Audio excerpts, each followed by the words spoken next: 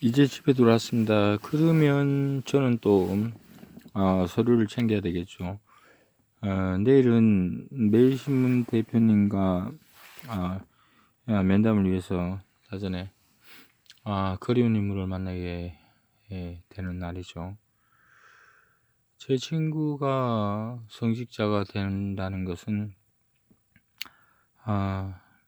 누구나 그냥 받아들이는 그런 자연스러운 것이었습니다. 참 오랜만에 보게 됩니다. 한 30년 만이죠. 제가 친구에게 전화를 할 때는 이런 마음이었습니다. 이것은 민망한 일도 아니었고 부끄러운 일도 아니었고 이 일은 친구가 그리고 매일신문 신부님이 바라보고 추구하고 그분이 생각하시는 그 일과 진배 없는 행위 중에 하나일 것이다. 그래서 저는 친구에게 민망하지만 부끄러운 일은 아니네라고 얘기를 하고 내일 그리운 친구를 만나러 갑니다. 저는 오늘 그 검찰청에 들렸는 김에 제가 그 사건이 제가 보강수사 한 건 빼고 전부 불구속이 됐죠. 그래서 불구속 이후 청구서를 요청을 해보니까 이런 얘기를 하더군요. 수사권 조정이 되니까 검찰은 경찰에서 기소 여부를 판단해서 기소를 하면 거기에서 보강할 것인가 아니면 조사받는데 어떤 부분이 문제가 없었는지를 보는 부분, 그 부분 말고는 없답니다. 뭐 6대 문제나 강요법 말고 그렇죠. 여기서 좀 난해한 부분이 생기는 부분입니다. 경찰의 문턱은 제가 지금 증명하듯이 한 사람의 개인의 어떤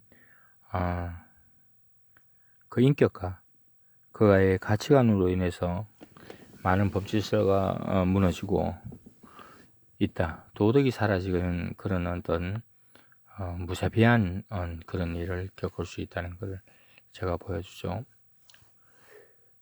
저는 제가 기존에 말했듯 짜여진 계획적 범죄로 인한 그 부분, 고소조차 하지 않았고 내용조차 받지 않은 그 부분을 제외하고서라도 지금 현재 전부 무혐의가 결정났습니다. 그러면 경찰에서 무혐의 결정 냈는 그 불구속 이후 이제 청구를 받아봐야 되겠지만 저는 당시 형사님과 했는 얘기가 있기 때문에 그 부분에 대해서는 논하지 말고 이 부분을 먼저 얘기해 봅니다. 단 3명 그리고 기존의 단체 하나 딱 이들이 저에게 가지수로는 수십 건입니다. 건수로는 10여 건이 훨씬 넘죠. 그런데 말입니다, 여러분 고소를 합니다. 근데 이건 고소 사유가 안 된다고 경찰에서 결정이 나면 어떻습니까? 억울하니까 이의 제기라는 걸 합니다. 이의 제기를 하면 검찰에서 조사를 받게끔 되어 있습니다. 그런데 말입니다. 이순식의 사촌형이 결정하는 수사과장이 결정하는 그 기소 내용은 말도 안 되는 얘기가 많습니다. 사건이 된다. 기소를 합니다. 그리고 그냥 무혐의입니다. 또 기소를 합니다. 무혐의입니다. 검찰에 올라온 게 없어요. 올라와서 보강수사를 요청한 적이 있죠. 그러면 보강수사 말 것도 없이 그냥 무혐의입니다. 이게 계속적으로 지속된다면 이게 무고입니다. 그리고 그들은 범죄를 막기 위한 범죄였죠. 저에게 고소를 한 당사자 한 명은 지금 현행범입니다. 현행범이고 공문서를 위조하고 국고행령을 하는 그 사실이 발각되고 그리고 자신이 이제껏 십수년간 소상공인 척하면서 행해왔던 그 건물은 불법 건물이며 도로 접도구역 내에 누구도 엄두 안 내는 그런 건물을 지어서 동종업계 사람들에게 피멍을 들게 합니다. 그리고 전문 자동차업인데 정비공장에 하는 업을 하죠. 그는 또 선거에도 출마합니다. 그는 시민단체도 합니다. 가짜죠. 이런 자가 큰 소리를 치며 청렴을 얘기합니다. 그자를 호위하기 위해서 구독료를 갈취하고 그로 인해 탐욕의 치부에 그런 범죄를 저지르는 이가 언론이라고 얘기를 합니다. 상습적으로 합니다.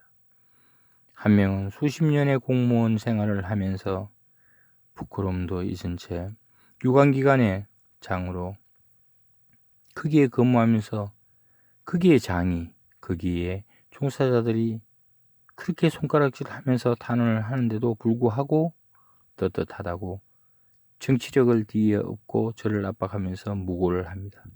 경찰은 어떻습니까? 분명히 명시되어 있는 보호를 받아야 될 마땅한 공직신고 보호를 받아도 마땅할 사람을 그러지 않았다. 국민권익위원회에 당신은 고발하지 않았다고 송치를 시킵니다. 그 내용을 고발 안 하면 송치입니다. 그래서 저는 거기 보고했는 내용을 알려줌에도 송치를 시키고 실수라고 합니다. 자기 동생의 현행범을 몇 개월 전부터 얘기를 해도 수사조차 안 합니다. 그들이 과연 무엇입니까? 그들이 과연 이 시대의 지성인입니까? 이 시대의 범죄자입니까? 저는 단두대에 섰습니다. 여러분, 저는 이렇게 얘기합니다. 저는 공무원을 욕하지 않습니다. 지금 김천시장 김충섭이 저를 도와주지 않아서 제가 욕을 한다는 유언비어가 나돌고 있습니다. 그는 힘이 없습니다. 그는 공무원입니다. 그는 열심히 일하기 바쁩니다. 저는 저의 일을 할 뿐인데 누구를 탓합니까? 여러분, 제가 당시 김천시장 김충섭을 도와달라고 한 것처럼 지금도 김천시장 김충섭을 도와주라고 하지는 않습니다. 하지만 여러분, 한 사람의 공무원이자 한 사람의 선택권을 가지고 권한을 가지고 있는 그를 도와주십시오. 그리고 그의 자리를 다시금 체인지하고자 하는 그들의 후보도 도와주십시오. 그러나 여러분, 그들이 범죄 행위를 한다면 응당 적결 처분을 명하도록 그렇게도 해 주십시오. 우리는 언론의 병폐를 보고 있습니다. 언론인은 언론을 해야 됩니다. 그들이 언론인입니까? 그들이 시민단체입니까? 그들이 소상공인입니까? 그들은 범죄자일 뿐입니다. 저는 이 자리에서 황학신문의 김섭 대표에게 묻겠습니다. 당신은 자식이 있습니다. 당신은 부모가 있습니다. 당신은 나의 부모를 난도질했습니다. 나의 부모는 장애를 가지고 이 세상을 아지겠습니다. 내가 당신의 구독료 갈취를 지적한 것이 그렇게 원통하더라도 당신이 사람이라면 그 글을 적고 나누고 공유하면서 여러분들은 그걸 지켜보고 있었고 그 글을 이순식은 공지에 띄웁니다. 그들의 일행이자 이 교수는 당신의 동생이 공무원입니다. 그들이 모시고 있는 그들의 상사를 비웃으면서 당신의 아버지와 친구인 그들을 욕하면서 그거를 버젓이 나누면서 당신의 그 잔재주를 저에게 자랑합니다. 저는 어떻습니까?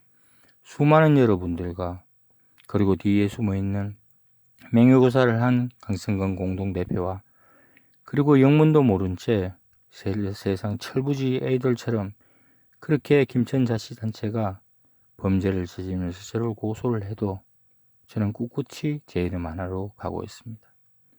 부끄러워질 것입니다, 여러분. 이렇게 얘기한 그들은 어디 있습니까? 여러분, 시장 자리가 여러분의 은행 적금 타는 자리입니까?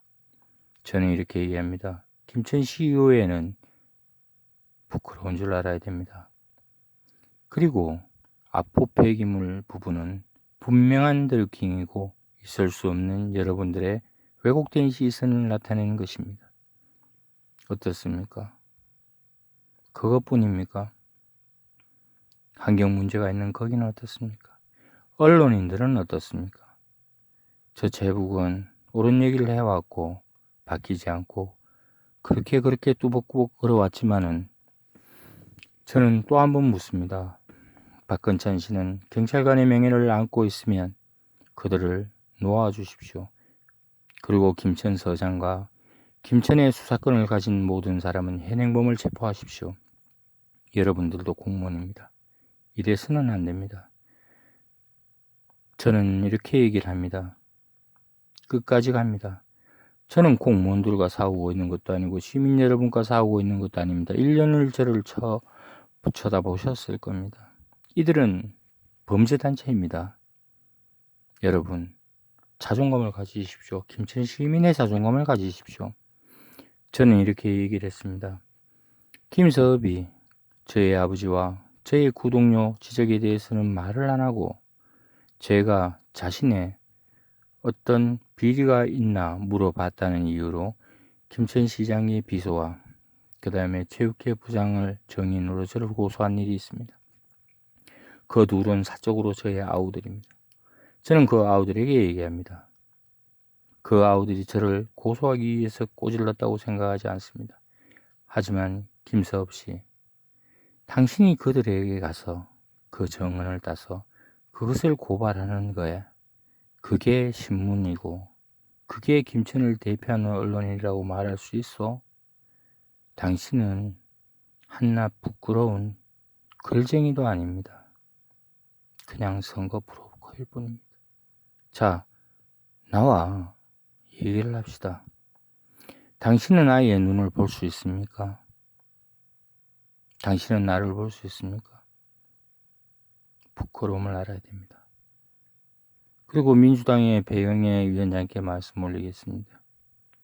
이제껏 살아온 인생 그렇게 길거리에 던지듯 그렇게 가자동에 던지듯 내버려 둘 수 있는 그런 살아온 삶이 아니었지 않습니까? 존경받아 마땅합니다. 하지만 지금이라도 돌아오십시오. 민주당이 진보 세력으로 돌아오는 게 아닙니다. 바로 한 사람이 시민으로서 지적할 줄 알고 바라볼 줄 아는 그런 위원장이 되어야 됩니다. 그리고 저는 이렇게 얘기합니다. 박팔룡 김천시장님, 다시 한번 일갈해 주십시오. 저는 이렇게 얘기합니다. 송은석 국회의원님, 부끄러운 일입니다. 이것은 바로 자정력을 잃은 김천을 말해주고 리더라고 얘기한다면 이래서는 안 됩니다. 아포의 시의장과 아포의 도의원과 아포의 시의원들은 즉각 사퇴를 하는 게 맞습니다. 불출마 선언을 하는 게 맞습니다. 여러분들이 정당 정치에서 무수숙인 시장을 그렇게 비난하면서 그렇게 올곧은 양 뒤에 숨어 있지만 여러분들 그래서는 안 됩니다. 아포 주민은 김천의 눈물입니다. 그래서는 안 됩니다. 여러분, 우리의 리더가 된다면 청렴이 중요하다고 얘기를 합니다. 오늘 저는 청렴감사실장의 마음을 읽고 청렴감사실장도 제 마음을 읽었습니다. 제가 한날 이런 얘기를 했습니다. 공무원님들 저에게 한호하지 마십시오. 그리고 비난도 하지 마십시오. 여러분들은 승리에 지혜 있는 챔피언의 그 눈빛을 바라고 있는 게 아닙니다. 그냥 틀리면 틀린 걸 지적하고 옳으면 옳은 걸 칭찬하는 그런 소시민인 언론을 생각하는 겁니다. 김천의 언론인들은 자정력을 가져야 됩니다. 언론을 얼마 했냐가 중요한 게 아닙니다. 어떤 자세로 하느냐가 중요한 겁니다. 언론이 사실 그대로 알려야 된다면 언론이 네모나다고 얘기하면 대통령이 와도 네모난 겁니다. 목에 칼이 돌아도 네모난 거예요. 공익은 여러분들의 잣대로 가는 게 아닙니다. 기자는 기사로 얘기해야 된다는데 그 내막을 제대로 아셔야 됩니다. 목에 칼이 들어와도 기사를 쓴다는 얘기예요. 바로 그겁니다. 그게 언론입니다. 저는 그렇게 생각합니다. 구밀번지 제복은 민망하지만 부끄럽지 않고 그리고 선의의 피해자인 공무원들을 아직까지 징계 한 번 안 먹이는 부분으로 생각을 해왔습니다. 김서업은 모릅니다. 서봐, 행안부의 예산낭비위원회는 내가 건했다. 내 놈이 공무원들을 협박해서 제보자를 색출할까봐 그렇게 건했다. 컨텐츠라고 네가 강압했는 그 사람도 청년감사관도 공무원들도 모두가 나에게 제보한다. 내가 김영기 과장을 좋아한다. 그분을 고소할 거다 행령으로. 그럼 그분이 인정을 하면 징역이 1년 6개월 정도 추가가 된다. 내 놈은 양심이 있으면 네가 강압했는 갈치를 자수하거라. 내 아이들이 김천의 김서업의 아들이라고 딸이라고 그렇게 얘기할 수 있고 김천을 다닐 수 있도록 두 손 모아서 그렇게 뉘우치거라. 이순식은 장피를 알아야 된다. 부끄럽다 이놈아. 그래서 너희들을 고소조차도 안 한 거다.